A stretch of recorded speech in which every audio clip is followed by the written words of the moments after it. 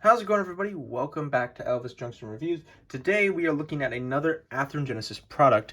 This time we are looking at the 57-foot Fruit Growers Express Mechanical Reefer Riveted Drop Sill as built, number 12346. This was announced back in February of 2021, and they arrived in March of 2022. This is of their 75th anniversary livery boxes, so we are not going to waste any time, and let's get this thing open. I hope everybody's having a good day today. I just woke up an hour ago, and I'm quite tired, but I told myself, you got reviews to do, so don't waste a lot of... Okay, there it is. Don't waste a lot of time. So, right out of the box, we get this lovely diagram here. I believe it's a diagram because yes, it is a diagram of the 57-foot reefer here. Excuse me. So below, diagram shows us every different part and detail here. I believe there is a part list. Oh no, there's more. Okay. Anyway, it also came with some spare roller end bearings because they have rolling end caps. Which has become a staple nowadays of Athearn Genesis products. Let's get the box out of the way as well as our papers. And here it is inside the box, nice blister package, or the shell. Let's take that shell off, cast that to the side because we don't need you anymore. And there it is. Now the question is, will it roll? Oh, good. It is not rolling. My desk that I'm working on is slightly angled that way. Slightly? I don't know if you can see it actually. You can see the angle right there. But anyway, we've got it out of the box. Let's get to a little bit of history. According to Athearn's PDF on the Reefer, one of the greatest innovations of the 20th century in railroading in the U.S. was the invention of the refrigerated boxcar, or also known as Reefer. The ability to transfer perishable items such as fruits and vegetables across the nation without having to grow them locally in your town or city was a major milestone in the development of modern America. Prior to World War II, reefers were chilled by dropping large blocks of ice through the roof of the car into these bulkheads that would then keep the insides nice and cold. Now, after World War II, the technology was discovered that they could create a small diesel generator using a small amount of fuel too, that could keep the inside cooler than the ice could. And because this generator was so small, they didn't need giant bulkheads. They could keep one side of the car designated strictly for the generator, and the rest of it could be strictly for all the perishables. Now, this car here was built in 1974 in as you can see, the Fruit Growers Express solid cold white scheme. I don't know what happened to it. It probably has been scrapped or is just sitting on a siding somewhere. But anyway, we're going to get into the details.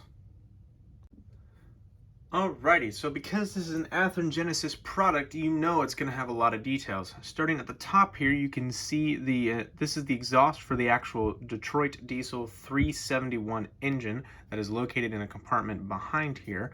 We have the nice Fruit Growers Express logo here. Well, it's not the logo, but it's a number. And then also working down here, you can see some legible stencils here.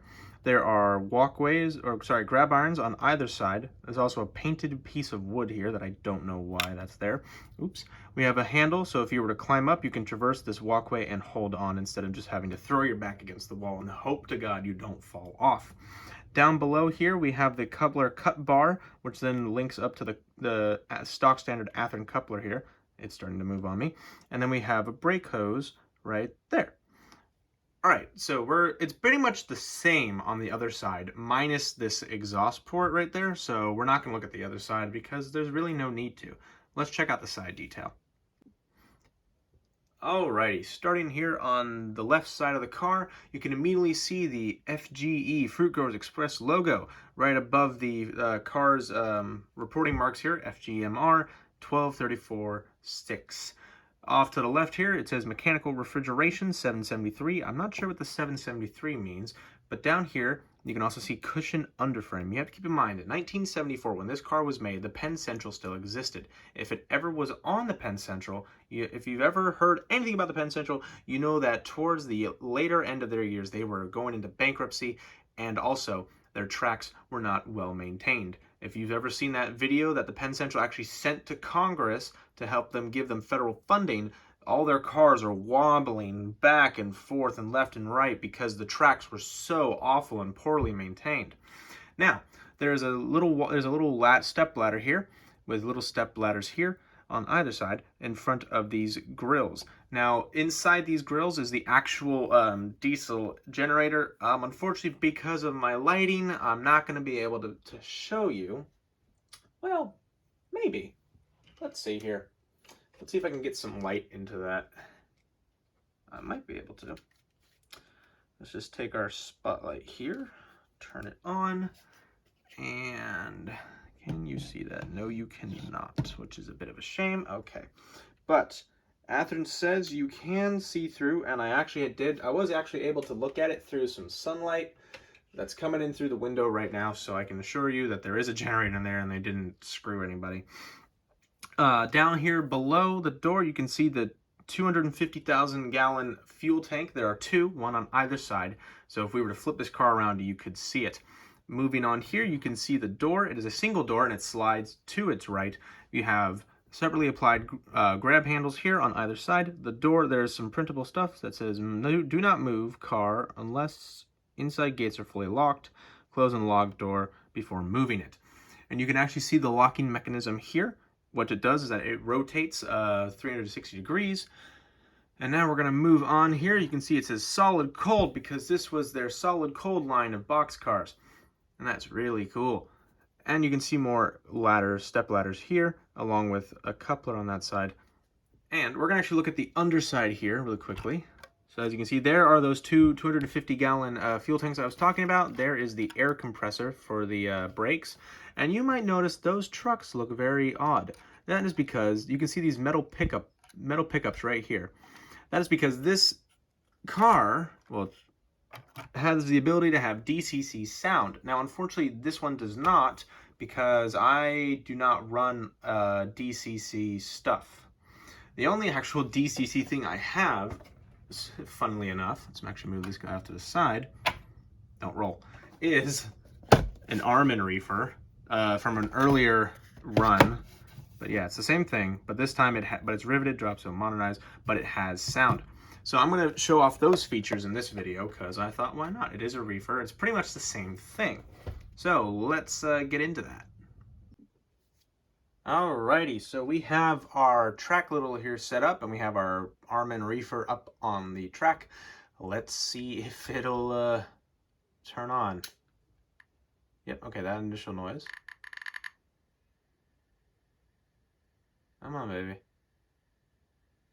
You gonna turn on?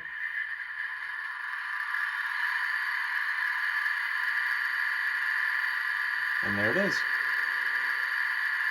So that is the sound of the diesel generator working, keeping the inside of that car cool. All right, let's actually turn that off. All right, and let's try it again. I'll actually be quiet here.